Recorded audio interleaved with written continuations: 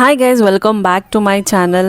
ಇದು Sunday weekend vlog ಅಂತಲೇ ಹೇಳ್ಬೋದು. ಸೊ ಟೈಟಲಲ್ಲಿ ನೋಡೇ ನಿಮಗೆ ಗೊತ್ತಾಗಿರುತ್ತೆ ಏನು ವಿಡಿಯೋ ಮಾಡ್ತಾ ಇದ್ದೀನಿ ಅಂದ್ಬಿಟ್ಟು. ಪಿತೃಪಕ್ಷ ಹಬ್ಬ ಇವಾಗ ನಡೀತಾನೆ ಇದೆ. ಪಿತೃಪಕ್ಷ ಇದು ಪೀರಿಯಡ್, ಇದು 15 ಡೇಸ್ ಏನಿದೆ. ಸೊ ನಾವು ಯಾವತ್ತೂ ಪಿತೃಪಕ್ಷ ಹಬ್ಬ ಮನೇಲಿ ಮಾಡಿರಲಿಲ್ಲ. ಏನಕ್ಕಂದರೆ ನಮ್ಮ ಅಪ್ಪ ಅಮ್ಮ ಅದನ್ನು ನಡೆಸ್ಕೊಂಡು ಬಂದಿರಲಿಲ್ಲ. ಸೊ ಅವರೆಲ್ಲ ಊರಿಗೆ ಹೋದಾಗ ಕೈ ಮುಕ್ಕೊಂಡು ಬರೋರು, ನಮ್ಮ ಊರಲ್ಲಿರೋರೆಲ್ಲ ಮಾಡ್ಕೊಳ್ತಿದ್ರು. ಬಟ್ ಇಲ್ಲ, ನಾವು ಕೂಡ ಮಾಡೋಣ. ಸೊ ಪ್ರತಿಯೊಬ್ಬರು ಪಿತೃಪಕ್ಷ ಪೂಜೆ ಮಾಡಲೇಬೇಕು ಅಂತ ಹೇಳ್ತಾರೆ. ಏನಕ್ಕಂದರೆ ನಾವು ಪಿತೃಗಳನ್ನ ಮರಿಬಾರ್ದು. ಸೊ ನಾನು ಸ್ವಲ್ಪ ಪ್ರಕುಲ್ ಹುಟ್ಟಿದಾಗಿಂದ ಲಕ್ಷ್ಮಿನ ಕೂರಿಸೋದು, ಗಣೇಶನ ಕೂರಿಸೋದು, ಈ ಥರ ನಾನೇ ಸ್ವಲ್ಪ ಇದಕ್ಕೆ ಮುಂದಕ್ಕೆ ತಳ್ತೀನಿ. ನಾನು ಕೂರ್ಸೋಣ, ಇದನ್ನು ಮಾಡೋಣ, ಅದನ್ನು ಮಾಡೋಣ, ಇದನ್ನು ಮಾಡೋಣ ಅಂತ ನಾನು ಸ್ವಲ್ಪ ಜಾಸ್ತಿ ಮನೇಲಿ ನಾನು ಒಬ್ಬಳೇ ಫೋರ್ಸ್ ಮಾಡೋದು. ಆ್ಯಂಡ್ ಅದಕ್ಕೆ ಏನೇನು ಬೇಕೋ ಎಲ್ಲನೂ ನಾನೇ ಸಿದ್ಧತೆಗಳನ್ನ ಮಾಡ್ಕೊಳ್ತೀನಿ. ಸೊ ಈ ಥರ ಪಿತೃಪಕ್ಷನೂ ಇದೇ ಥರನೇ. ನಾವು ಪಿತೃಪಕ್ಷ ಪೂಜೆ ಮಾಡಲಿಲ್ಲ ಅಂದರೆ ಯಾವ ದೇವ್ರಿಗೂ ಪೂಜೆ ಮಾಡಿದ್ರು ಅದು ಸಲ್ಲಲ್ಲ ಅಂತ ಹೇಳ್ತಾರೆ. ಅದು ಎಷ್ಟು ನಿಜನೋ ಸುಳ್ಳೋ ನನಗೂ ಗೊತ್ತಿಲ್ಲ. ಬಟ್ ಅವನ್ನೆಲ್ಲ ಬಿಟ್ಟು ನಮ್ಮ ಪಿತೃಗಳನ್ನ ನಾವು ಪೂಜೆ ಮಾಡ್ದಲ್ಲ ಇನ್ಯಾರು ಪೂಜೆ ಮಾಡ್ತಾರೆ ಅಲ್ವಾ? ಸೊ ಹಾಗಾಗಿ ನಮಗೆ ಒಂದು ಮನೇಲಿ ಒಂದು ಪಾಸಿಟಿವ್ ವೈಬ್ಸ್ ಇರಬೇಕು, ದೊಡ್ಡವ್ರ ಆಶೀರ್ವಾದ ನಮಗಿರಬೇಕು, ನಮ್ಮ ತಾತ ಅಜ್ಜಿದಾಗಿರ್ಬೋದು. ಇನ್ನು ನಮ್ಮ ಅಮ್ಮನ ಸೈಡ್ ಅವ್ರ ಅಪ್ಪ ಅಮ್ಮ ಅವ್ರದ್ದೆಲ್ಲ ಅವ್ರ ಕಡೆ ಅವ್ರ ಗಂಡು ಮಕ್ಳು ಏನಿರ್ತಾರೆ ಅವರೆಲ್ಲ ಮಾಡ್ಕೊಳ್ತಾರೆ. ಕೆಲವರು ಅವರು ತೀರ್ಕೊಂಡಿದ್ದ ದಿನಾನೇ ಮಾಡ್ಕೊಳ್ತಾರೆ ಈ ಪಿತೃಪಕ್ಷನ, ಈ ಥರ ಪೂಜೆಗಳನ್ನೆಲ್ಲ. ಬಟ್ ಇವಾಗ ಮಾಡಿದ್ರೂ ಓಕೆ. ಅಂದರೆ ಅದಕ್ಕೆ ಮೀಸಲಾಗಿರೋವಂಥದ್ದು ಇದು ಪಿತೃಪಕ್ಷ. ಅಂದರೆ ಈ 15 ಡೇಸಲ್ಲಿ ಭೂಮಿ ಮೇಲೆ ಪಿತೃಗಳು ಬಂದು ಓಡಾಡ್ತಿರ್ತಾರೆ, ತಿರುಗ್ತಾ ಇರ್ತಾರೆ ಅಂತ ಹೇಳ್ತಾರೆ. ಸೊ ಹಾಗಾಗಿ ಈ ಪಿತೃಗಳನ್ನ ಪೂಜೆ ಮಾಡೋದ್ರಿಂದ ತುಂಬಾ ಒಳ್ಳೆಯದು ಅಂತ. ಸೊ ನಾನು ಲಾಸ್ಟ್ ಇಯರಿಂದನೇ ಅಂದ್ಕೊಳ್ತಾ ಇದ್ದೆ, ಇಲ್ಲಪ್ಪ ನೆಕ್ಸ್ಟ್ ಇಯರಿಂದ ಮಾಡಬೇಕು ಅಂತ ಅಂದ್ಕೊಂಡೆ.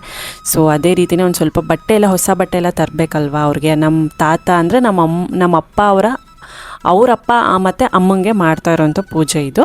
ಸೊ ಅವ್ರದ್ದು ಫೋಟೋ ಎಲ್ಲ ಇಲ್ಲ. ಅಂದರೆ ನಮ್ಮಪ್ಪ ಅವ್ರ ಅಪ್ಪನೇ ನೋಡಿಲ್ವಂತೆ. ಅಂದರೆ ಈಗ ನಮ್ಮಪ್ಪ 4 ವರ್ಷ ಇದ್ದಾಗಲೇ ನಮ್ಮ ತಾತ ತೀರ್ಕೊಂಡಿರೋದು. ಸೊ ನಮ್ಮ ಅಜ್ಜಿನ ನಾವೆಲ್ಲ ನೋಡಿದ್ದೀವಿ. ನಮ್ಮ ಅಜ್ಜಿ, ನಾನು 8th ಸ್ಟ್ಯಾಂಡರ್ಡಲ್ಲಿದ್ದಾಗ ನಮ್ಮ ಅಜ್ಜಿ ತೀರ್ಕೊಂಡಿದ್ದು. ಸೊ ನಮ್ಮ ಅಜ್ಜಿನೆಲ್ಲ ನೋಡಿದ್ದೀವಿ. ಸೊ ಹಂಗಾಗಿ ಅವ್ರಿಗೊಂದು ಪಂಚೆ, ಶರ್ಟ್ ಪೀಸು ಮತ್ತು ಸೀರೆ ತೊಗೊಂಡು ಬರೋಣ ಅಂತ.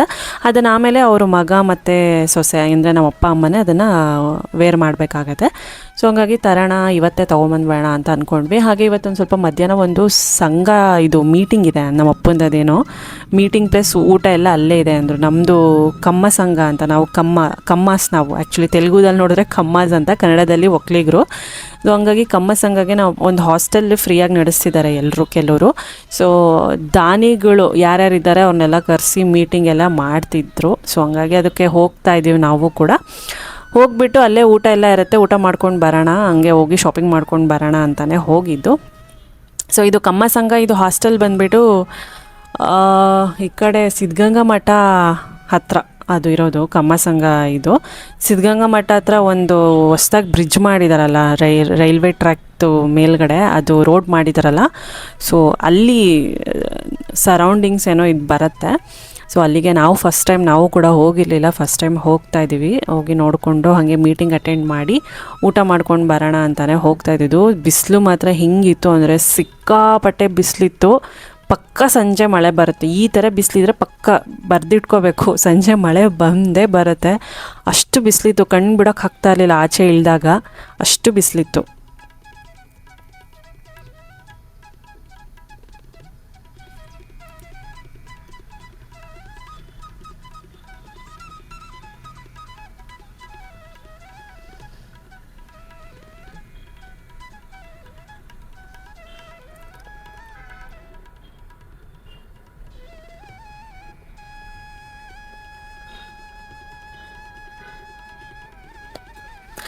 ಪಿತೃಪಕ್ಷಕ್ಕೆ ನಾವು ಜಾಸ್ತಿ ಅಂದರೆ ನಮ್ಮ ತಾತ ಅಜ್ಜಿ ನಾನ್ ವೆಜ್ಜು ತಿಂತಾಯಿದ್ರು, ಬಟ್ ವೆಜ್ ಜಾಸ್ತಿ ತಿಂತಾಯಿದ್ರಂತೆ. ಈ ರೊಟ್ಟಿ, ಮುದ್ದೆ, ಚಟ್ನಿ, ಪಪ್ಪು, ಮೊಸಪ್ಪು ಈ ಥರ. ಹಂಗಾಗಿ ನಾವು ಅಂದ್ಕೊಂಡ್ವಿ ವೆಜ್ಜೇ ಮಾಡೋಣ ಅಂತ. ಇನ್ನು ನಮ್ಮ ಕಡೆ ಕಲಶ ಎಲ್ಲ ಇಟ್ಟು ಪೂಜೆ ಮಾಡೋ ಥರ ಇಲ್ಲ. ಅಂದರೆ ಒಬ್ಬೊಬ್ಬರು ಹೊಂಬಾಳೆ ಎಲ್ಲ ಇಡ್ತಾರೆ, ಒಬ್ಬರು ಕಲಶ ಎಲ್ಲ ಇಡ್ತಾರೆ. ಆ್ಯಂಡ್ ನಾನು ಅಕ್ಕ ಇದ್ದಾರೆ ನನಗೆ. ಸೊ ಅಕ್ಕನ ಕೇಳಿದ್ದಕ್ಕೆ ನಮ್ಮ ಕಡೆ ಕಲಶ ಎಲ್ಲ ಇಡಲ್ಲ, ಕಲಶ ಎಲ್ಲ ಇಡೋದಕ್ಕೆ ಹೋಗಬೇಡ ಅಂತ ಹೇಳಿದ್ದಾರೆ. ಜಸ್ಟ್ ಅವ್ರು ಬಟ್ಟೆ ಇಟ್ಟು ಒಂದು ಇದು ಮಣೆ ಮೇಲೆ ಮುಂದೆಗಡೆ ಅವ್ರಿಗೆ ಏನೇನು ಇಷ್ಟ ಆಗುತ್ತೆ 2 ಎಲೆ ಹಾಕಿಬಿಟ್ಟು ಎಡೆ ಇಡಬೇಕು ಅಂತ ಹೇಳಿದ್ರು. ಸೊ ಕೆಲವರು ಕಲಶ ಇಡ್ತಾರೆ, ಮುತ್ತೈದೆ ಸಾವಾಗಿದ್ದರೆ ಅಜ್ಜಿಗೆ ಅವ್ರಿಗೆ ಕಲಶ ಎಲ್ಲ ಇಟ್ಟು ಹೂವು ಎಲ್ಲ ಹಾಕಿ ಆ ಥರದ್ದೆಲ್ಲ ಮಾಡೋ ಪದ್ಧತಿ ಎಲ್ಲ ಇದೆ. ಸೊ ನಮ್ಮ ಅಜ್ಜಿ ಆ ಥರದ್ದು ಮುತ್ತೈದೆ ಸಾವೇನಲ್ಲ. ಸೊ ಹಂಗಾಗಿ ಈಗ ಜಸ್ಟ್ ಕಲಶನೂ ಇಡಬಾರ್ದು ಅಂತಲೂ ಇದೆ ನಮ್ಮ ಕಡೆ. ಸೊ ಅದನ್ನೇ ಫಾಲೋ ಮಾಡಬೇಕು. ಸೊ ಸಿಂಪಲ್ಲಾಗಿ ಅಂದರೆ ಆಡಂಬರ ವೈಡೂರ್ಯ ಅಂತ ಏನು ಇದು ಪಿತೃಪಕ್ಷದಲ್ಲಿ ಯಾರೂ ಇದು ಕೇಳಲ್ಲ. ಬಟ್ ನಮ್ಮ ಮಕ್ಕಳು ನಮ್ಮ ಮೊಮ್ಮಕ್ಕಳು ಎಷ್ಟು ನಮ್ಮನ್ನು ನೆನಪಿಸ್ಕೊಳ್ತಿದ್ದಾರೆ, ಏನೋ ನಾವು ಋಣದಲ್ಲಿ ಇದ್ದೇ ಇರ್ತಾರೆ. ಈಗ ನಮ್ಮಪ್ಪ ಆಗಿರ್ಬೋದು, ನಮ್ಮಮ್ಮ ಆಗಿರ್ಬೋದು, ಅವ್ರ ಋಣದಲ್ಲಿ ಇಷ್ಟು ಅಂತ ಇದ್ದೇ ಇರ್ತಾರೆ. ಅವ್ರ ಋಣನ ತೀರ್ಸೋದಕ್ಕೆ ಪಿತೃಪಕ್ಷ ಅಂತ ಹೇಳ್ತಾರೆ. ಜೊತೆಗೆ ನಮಗೆ ದೊಡ್ಡವ್ರ ಆಶೀರ್ವಾದ ಸಿಗುತ್ತೆ. ಮೊದಲು ತಂದೆ ತಾಯಿ ದೇವರು, ಆಮೇಲೆ ದೇವರು ಅಂತಲೇ ಹೇಳೋದಲ್ವಾ. ಸೊ ಹಾಗಾಗಿ ಪಿತೃಪಕ್ಷ ಪೂಜೆನ ಕಂಪಲ್ಸರಿ ಮಾಡಬೇಕು. ಆ್ಯಂಡ್ ಇದು ಹಾಸ್ಟೆಲ್, ಇದು ದೊಡ್ಡದಿದೆ ಹಾಸ್ಟೆಲ್ಲು. ಮೇಲ್ಗಡೆ ಏನೋ ಆಡಿಟೋರಿಯಂ ರೂಮ್ ಇದೆ ಅನಿಸುತ್ತೆ, ಅಲ್ಲಿ ಎಲ್ಲೋ ಮೀಟಿಂಗ್ ಮಾಡ್ತಾಯಿದ್ರು. ಅಂದರೆ ನಮ್ಮ ರಿಲೇಷನ್ಸೇ ಇದನ್ನೆಲ್ಲ ಮಾಡಿದ್ದು. ಸೊ ಹಾಗಾಗಿ ಸುಮಾರು ಜನ ನಮ್ಮ ರಿಲೇಷನ್ಸೇ ಇದ್ದರು ಅಲ್ಲಿ ಮೀಟಿಂಗ್ ಮಾಡೋರು, ದೊಡ್ಡವರೆಲ್ಲನೂ. ಸೊ ಇನ್ನು ನಾವು ಕೂಡ ಸ್ವಲ್ಪ ಮೋಡ ಎಲ್ಲ ಮುಚ್ಚಿತ್ತು, ಮಳೆ ಕೂಡ ಬಂತು ಮಧ್ಯದಲ್ಲಿ. ಸೈಟ್ ಸೀಯಿಂಗು ತುಂಬ ಚೆನ್ನಾಗಿದೆ. ಹೊರಗಡೆ ಅಲ್ಲೊಂದು ಯಾವುದೋ ಒಂದು ಸ್ಕೂಲ್ ಇದೆ, ಒಂದು ವಾಟರ್ ಟ್ಯಾಂಕ್ ಇದೆ, ಬೆಟ್ಟ ಗುಡ್ಡ ಮರಗಳು ಸರಿಯಾಗಿ ಸಖತ್ತಾಗಿದೆ ನೋಡೋದಕ್ಕೆ ಆಚೆ. ಹಂಗಾಗಿ ಇವಳು ಸ್ವಲ್ಪ ಗಲಾಟೆ ಮಾಡ್ತಿದ್ಲಲ್ಲಿ, ಅವ್ರಿಗೆ ಡಿಸ್ಟರ್ಬ್ ಆಗುತ್ತೆ ಅಂದ್ಬಿಟ್ಟು ನಾನು ಲಶಿಕನ ಆಚೆ ಕರ್ಕೊಂಡು ಬಂದೆ.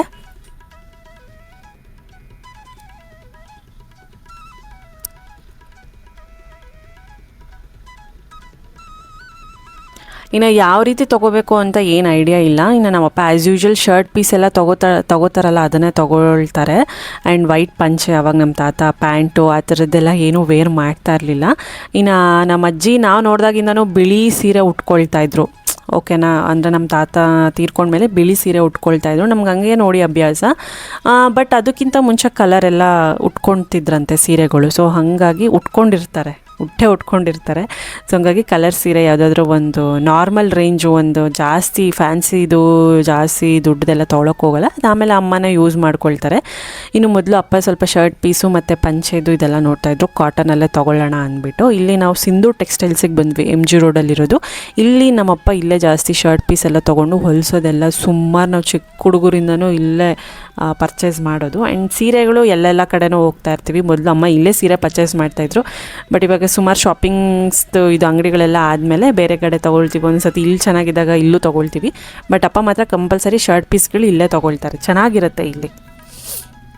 ಆ್ಯಂಡ್ ತೊಗೊಂಡ್ವಿ, ನಾನು ತೋರಿಸ್ತೀನಿ ಆಮೇಲೆ. ಆ್ಯಂಡ್ ಇದು ಪ್ರಕುಲ್ಗೆ ಅಂತ ತೊಗೊಳ್ತಾ ಇದ್ವಿ, ಡಾರ್ಕ್ ಬ್ಲೂ ಕಲರ್ ಇದೆಯಲ್ಲ, ಅವನಿಗೂ ಹೊಲ್ಸೋಣ ದಸರಾ ಹಬ್ಬಕ್ಕೆ ಅಂದ್ಬಿಟ್ಟು. ನಾವು ಅಪ್ಪನೇ ನೋಡು ಯಾವ ಕಲರು ಅಂತ ಹೇಳ್ತಾಯಿದ್ರು. ಜಾಸ್ತಿ ಅವನ ಹತ್ರ ವೈಟ್ ಈ ಥರ ಬ್ಲೂಸ್ ಲೈಟ್ ಕಲರ್ಸ್ ಇತ್ತು. ಸೊ ಹಂಗಾಗಿ ನಾನೇ ಸೆಲೆಕ್ಟ್ ಮಾಡಿದೆ, ಸರಿ ತಗೋ ಈ ಥರದ್ದಿಲ್ಲ ಅಂದ್ಬಿಟ್ಟು. ಇದನ್ನು ಸ್ಟಿಚ್ ಮಾಡಿಸೋದು, ಅಂದರೆ ಬಟನ್ಸ್ದು ಶರ್ಟ್ ಬರುತ್ತಲ್ಲ ಆ ಥರ ಸ್ಟಿಚ್ ಮಾಡಿಸಿದ್ರೆ ಪಂಚೆಗೆ ಜುಬ್ಬ ಥರನೂ ಆಗುತ್ತೆ, ಸೂಪರಾಗಿರುತ್ತೆ ಅಂದ್ಬಿಟ್ಟು ನೋಡಿದ್ವಿ. ಇನ್ನು ಅಲ್ಲೇ ಸೀರೆನೂ ತೊಗೊಂಡ್ವಿ. ಇಲ್ಲೊಂದು ಸುಮಾರು 1,000 ಒಳಗಡೆ ಆ ರೇಂಜಲ್ಲಿ ಇರೋದೊಂದು ಸೀರೆಗಳನ್ನ ನೋಡ್ತಾ ಇದ್ವಿ. ಮಾಮೂಲಿ ಟ್ರಾವೆಲಿಂಗು ಯೂಸ್ ಆಗುತ್ತೆ, ಸಾಫ್ಟಾಗಿರೋದು ಮತ್ತು ಆ ಥರದ್ದೇ ನೋಡ್ತಾ ಇದ್ವಿ. ಇನ್ನು ಹೊಸ ಬಟ್ಟೆ ತೊಗೊಳ್ಳೇಬೇಕಲ್ಲ ಪಿತೃಪಕ್ಷಕ್ಕೆ. ಸೊ ನೋಡ್ತಾ ಇದ್ವಿ, ಒಂದು ಜಾಸ್ತಿ ಕಾಸ್ಟ್ಲಿ ಇಲ್ದಲೆ ಒಂದು 800 1,000 ರೂಪಾಯಿ ಇಷ್ಟು ಒಳಗಡೆ ತೊಗೊಳ್ತಾ ಇದ್ವಿ. ಇನ್ನು ಮನೆಗೆ ಹಾಲಿಗೆ ಒಂದು ವಾಚ್ ಬೇಕಿತ್ತು. ವಾಚು ಅದು ಹಳೇದೊಂದು ಹೀರೋ ಹೋಂಡಾಗೆ ಗಿಫ್ಟ್ ಕೊಟ್ಟಿದ್ರು ನಾವು ಅಪ್ಪಂಗೆ. ಅವಾಗ ಬೈಕ್ ತೊಗೊಂಡಿದ್ದಾಗ ಅದೇ ಇಟ್ಕೊಂಡಿದ್ರು, ಅದು ಕೆಟ್ಟೋಗ್ಬಿಡ್ತು ಫುಲ್ಲು. ಸುಮಾರು ವರ್ಷ ಬಂದಿದೆ, ಒಂದು ಆಲ್ಮೋಸ್ಟ್ ಒಂದು 20-25 ವರ್ಷ ಬಂದಿದೆ ಅದು. ಒಂದು ವಾಚ್ ಅಂದರೆ ಹೆಂಗಿರ್ಬೋದಲ್ಲ ಕ್ವಾಲಿಟಿ. ಸರಿ ಅಂತ ಒಂದು ವಾಲ್ ಕ್ಲಾಕ್ ತೊಗೊಂಡ್ವಿ. ಅದನ್ನು ನಾನು ತೋರಿಸ್ತೀನಿ ಮನೆಗೆ ಹೋದ್ಮೇಲೆ ಯಾವ್ದು ತೊಗೊಂಡ್ವಿ ಅಂತ. ಇಲ್ಲಿ MG ರೋಡಲ್ಲಿ ಗಣೇಶನ ಬಿಡ್ತಾಯಿದ್ರು. ಸೊ ಅದೇ ಒಂದು ಚಿಕ್ಕ ಕ್ಲಿಪ್ಪಿಂಗ್ನ ತೊಗೊಂಡೆ.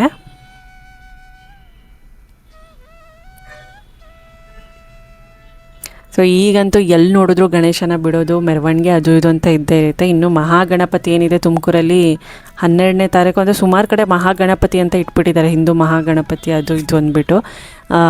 ಎಲ್ಲ ಕಡೆನೂ ನೋಡ್ತಾನೇ ಇರ್ತೀವಿ ಇದು ಪೂರ್ತಿ. ಇನ್ನು ಮನೆಗೆ ಬಂದು ಟೀ ಮಾಡ್ತಾಯಿದ್ದೆ. ಮಳೆ ಫುಲ್ ಸಿಕ್ಕಾಪಟ್ಟೆ ಬಂದುಬಿಡ್ತು ಮಳೆ. ಇನ್ನು ತರಕಾರಿ ಕೂಡ ಖಾಲಿ ಆಗಿಬಿಟ್ಟಿತ್ತು, ತರಕಾರಿ ಕೂಡ ತೊಗೊಂಡು ಬರಬೇಕು. ಮಾರ್ಕೆಟ್ಗೆ ಹೋಗಬೇಕು ಅಂತ ಅಂದ್ಕೊಂಡ್ವಿ, ಮಳೆ ಬಂದುಬಿಡ್ತು. ಸೊ ಹಂಗಾಗಿ ವೆಜ್ ಬಾಸ್ಕೆಟ್ಗೆ ಹೋಗಿ ತೊಗೊಂಡು ಬರೋಣ, ಸದ್ಯಕ್ಕೆ ಒಂದು ವಾರಕ್ಕಾಗೋಷ್ಟು ತೊಗೊಂಡು ಬರೋಣ ಅಂತಲೇ ಅಂದ್ಕೊಂಡಿದ್ದು. ಆಮೇಲೆ ಇನ್ನು ಪಿತೃಪಕ್ಷಕ್ಕೆ ಹಿರಿಯೂರು ಪೂಜೆಗೆ ತೊಗೊಂಡು ಬರೋಣ ನೆಕ್ಸ್ಟ್. ಆವತ್ತು ನಾವು ವೆಜ್ಜೇ ಮಾಡ್ತೀವಿ. ಸೊ ಹಂಗಾಗಿ ಅವಾಗ ಸ್ವಲ್ಪ ತೊಗೊಂಬಂದರೆ ಆಯಿತು ಅಂತ ಅಂದ್ಕೊಂಡ್ವಿ.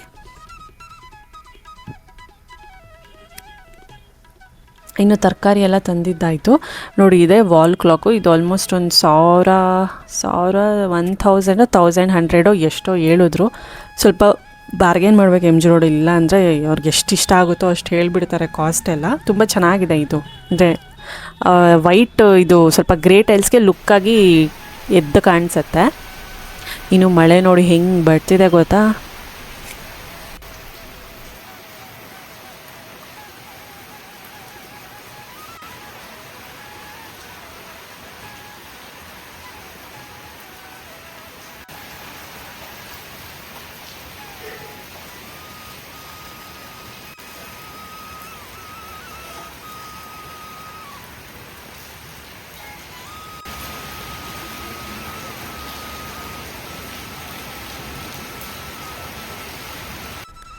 ಇನ್ನು ತರಕಾರಿ ಕೂಡ ಎಲ್ಲ ತೊಗೊಂಡು ಬಂದ್ವಿ.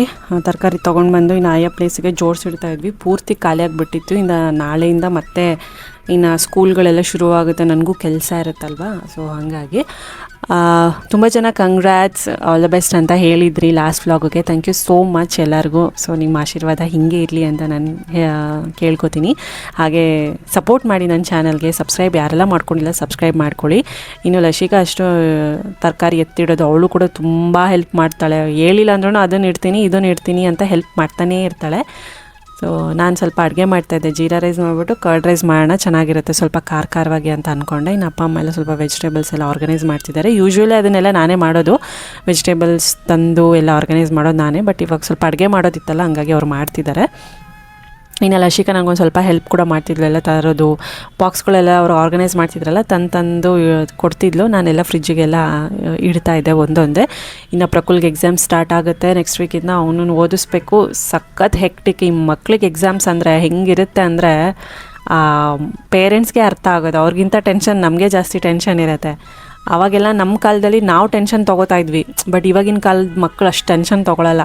ನಾವು ಅವ್ರಿಗೆ ಟೆನ್ಷನ್ ಕೊಡಬೇಕು, ಎಕ್ಸಾಮ್ ಇದೆ ಓದು ಅಂತ. ಕೊನೆಗೂ ಓದಿ ಅವನು ಸುಸ್ತಾಗಿ ಮಲ್ಕೊಂಡ್ಬಿಟ್ಟಿದ್ದಾನೆ. ಮಲ್ಕೊಂಡಿರೋ ಟೈಮಲ್ಲಿ ನೋಡಿ ಲಶಿಕಾ ತಂದು ಎಲ್ಲ ರಬ್ಬರ್ ಬ್ಯಾಂಡು ಅವಳು ತಲೆ ಮೇಲೆ ಹಾಕಿ ಇಟ್ಟಿದ್ದಾಳೆ. ಥರ ಕಾಮಿಡಿಯಾಗಿ ಮಾಡಿಬಿಟ್ಟಿದ್ಲು. ಇದು ನೋಡಿದಾಗ ನಗು ಬರ್ತಾಯಿತ್ತು, ಹಂಗೆ ಕ್ಲಿಪ್ಪಿಂಗ್ ತಕ್ಕೊಂಡೆ. ಸೊ ಈ ವ್ಲಾಗ್ನ ಇಲ್ಲಿಗೆ ಎಂಡ್ ಮಾಡ್ತೀನಿ. ಇಷ್ಟ ಆದರೆ ಲೈಕ್ ಮಾಡಿ, ಶೇರ್ ಮಾಡಿ, ಕಮೆಂಟ್ ಮಾಡಿ. Bye take care.